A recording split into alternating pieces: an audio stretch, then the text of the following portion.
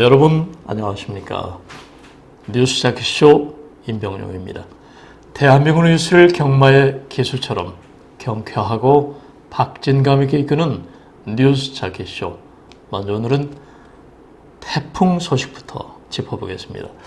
제주를 직접적인 영향권에 두고 한반도를 휩쓴 19호 태풍 솔릭은 강풍 또 폭우를 동반하면서 오늘 새벽 서해안에 상륙했습니다. 현재 서울 비롯한 수도권은 직접적인 영향에서는 벗어났지만 태풍이 한반도를 완전히 벗어날 때까지는 경계를 계속해 줄 것을 기상청은 당부했습니다. 조금 전 예보를 받아보니까 태풍 솔릭은 오늘 낮에 동해안을 빠져나갈 것으로 관측되고 있습니다. 한편 서울시 교육청은 재난안전 긴급 점검 회의를 열고 오늘 하루 서울 전역 유치원 또 초중등학교에 대한 휴교령을 내렸습니다. 오늘 서울지방의 낮 최고 기온은 29도가량 예상됩니다. 뉴스자키쇼 시작하겠습니다. 오늘의 첫 번째 소식입니다. 정부 내년 일자리 예산 20조 투입, 이런 주제입니다.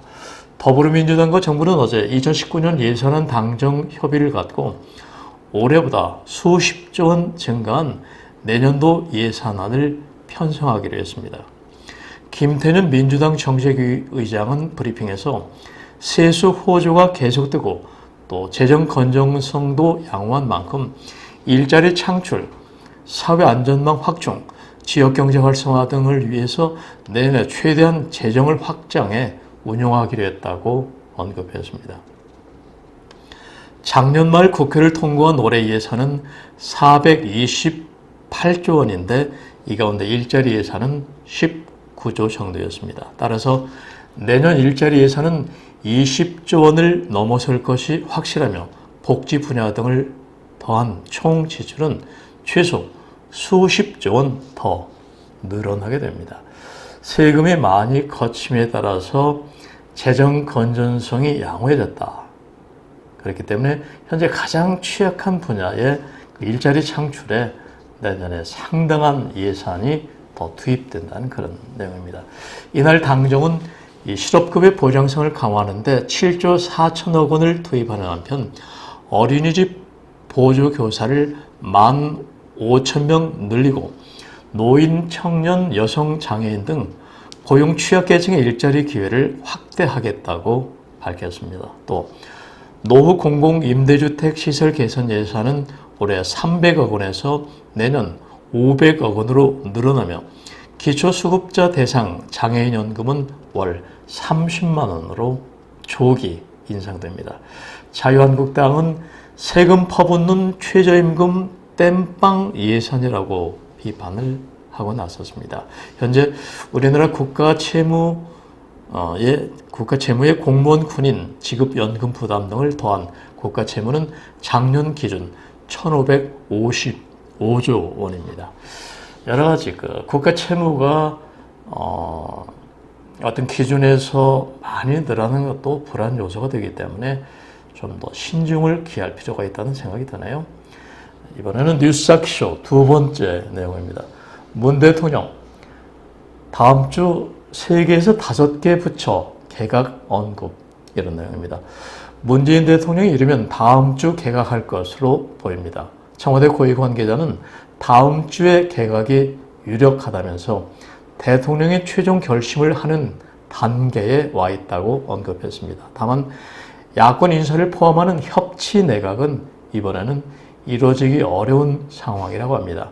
개각 규모는 서너 곳 이상이 될 전망인데 대상에는 청와대와 총리실의 업무평가에서 하위권 가능성이 큰 법무, 환경, 여가부 장관들이 포함될 전망입니다.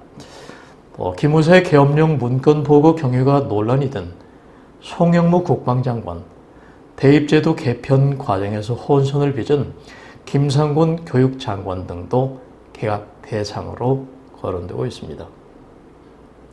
청와대 핵심 관계자는 정치 일정을 고려하면은 이번 달 내에, 그러니까 다음 주가 이제 말일로 적어두네요. 꼭 필요한 부처에 대해서는 개각해야 한다고 말했습니다.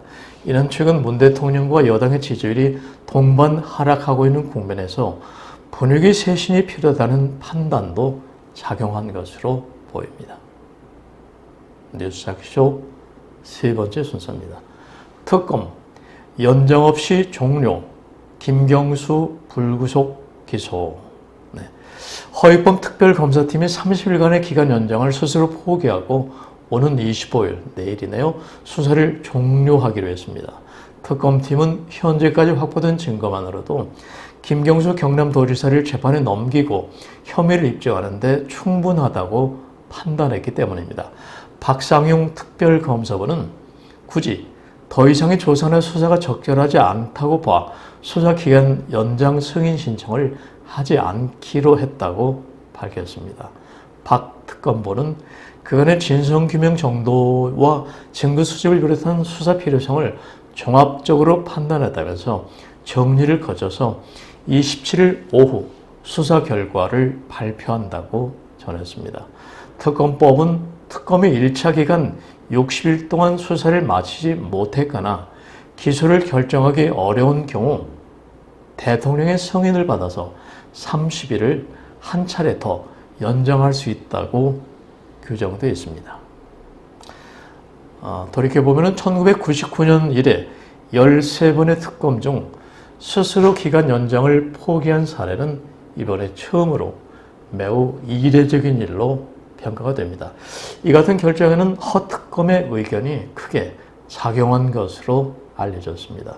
특검팀 내에서는 추가 수사 필요성을 주장한 구성원도 있었지만은 이미 확보한 증거로도 공소 유지를 할 수 있다는 허특검의 판단에 따라 결론이 내려진 것입니다.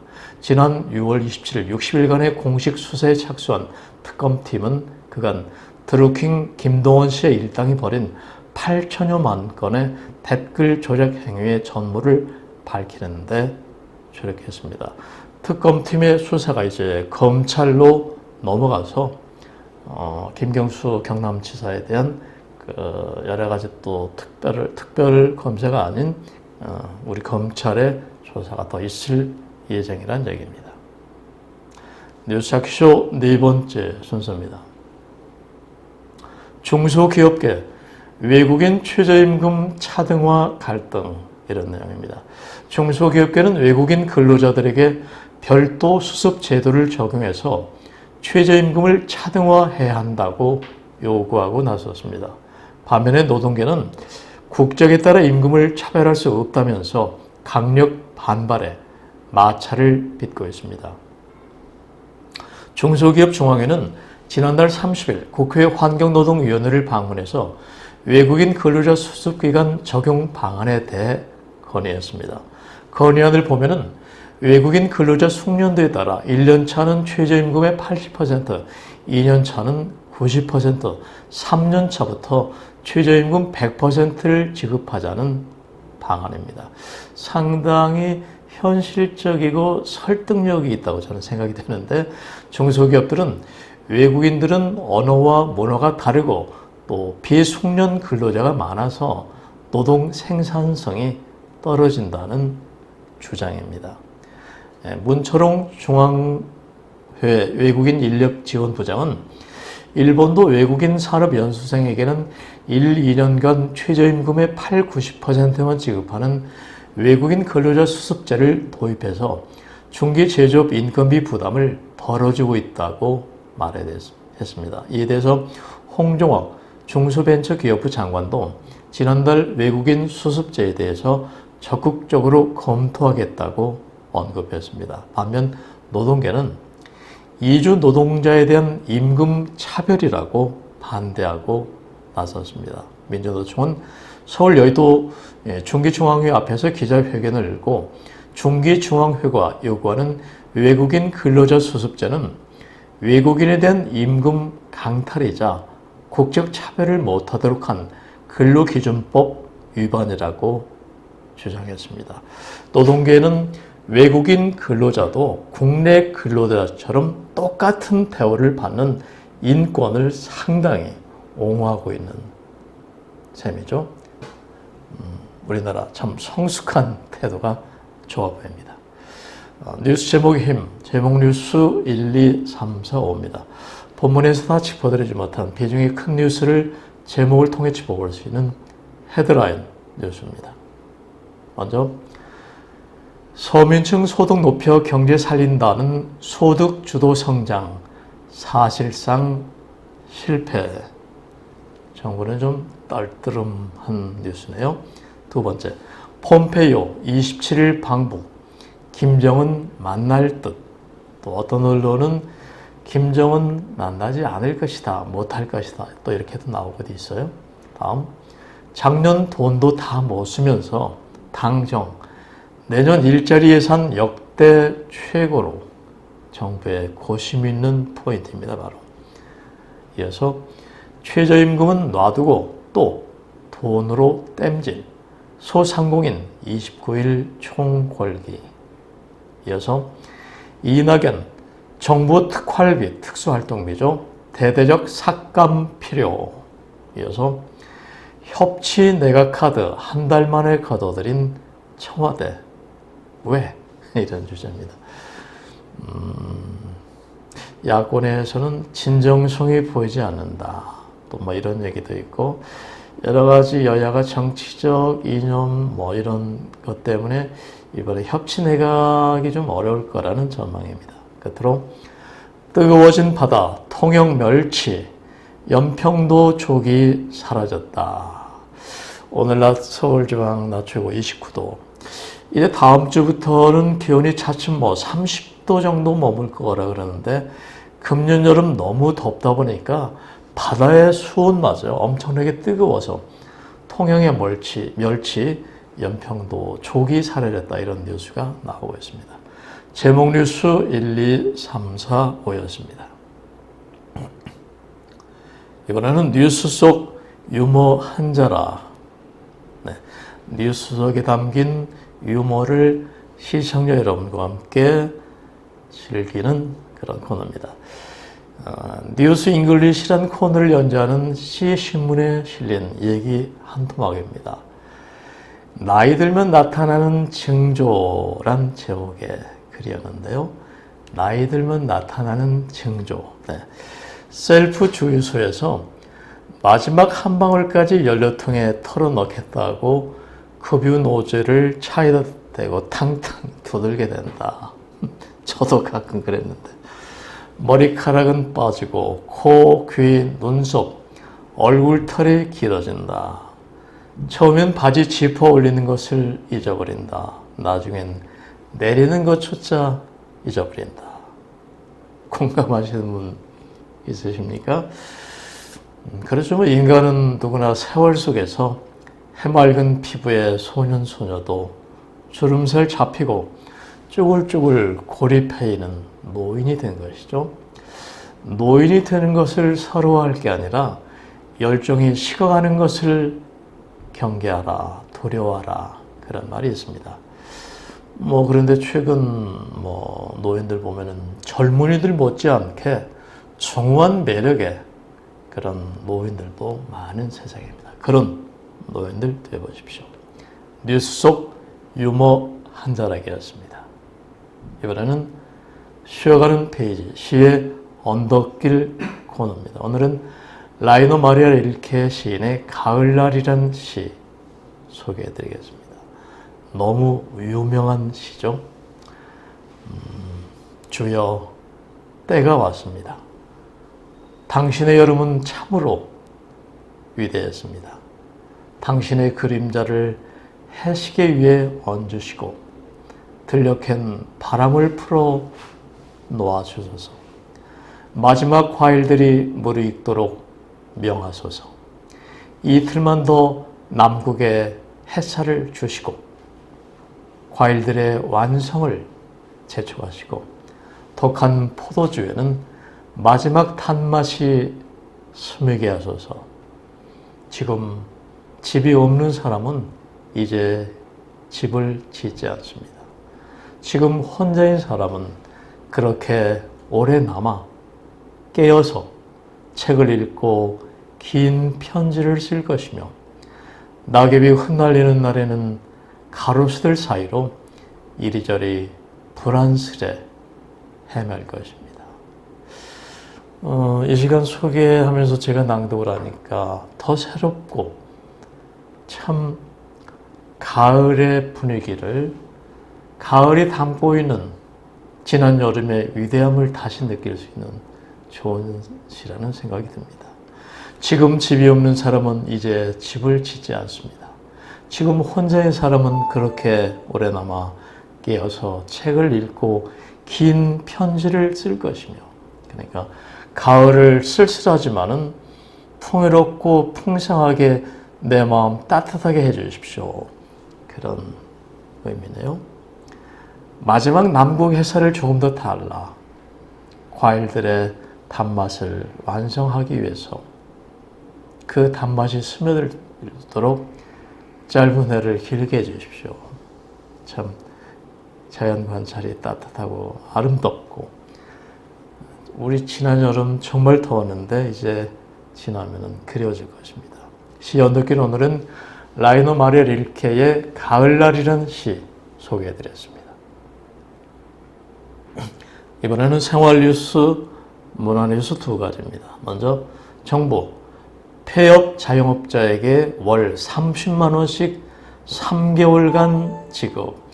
최근 정부가 소상공인 일자리 창업 폐업 자영업자 상당히 많은 지원책을 내놓고 있어요. 폐업한 영세 자영업자에게 3개월간 월 30만 원씩 구직 활동 지원금을 주는 방안이 추진됩니다. 역대 어느 정권에서도 이렇게 알뜰살뜰하게 챙겨주신 일은 없었는데, 노사정 대표자 회의 산하 사회안전망 개선위원회는 이런 내용을 담은 취약계층 소득 보장 또 사회 서비스 강화를 위한 합의문을 지난 21일 발표했습니다.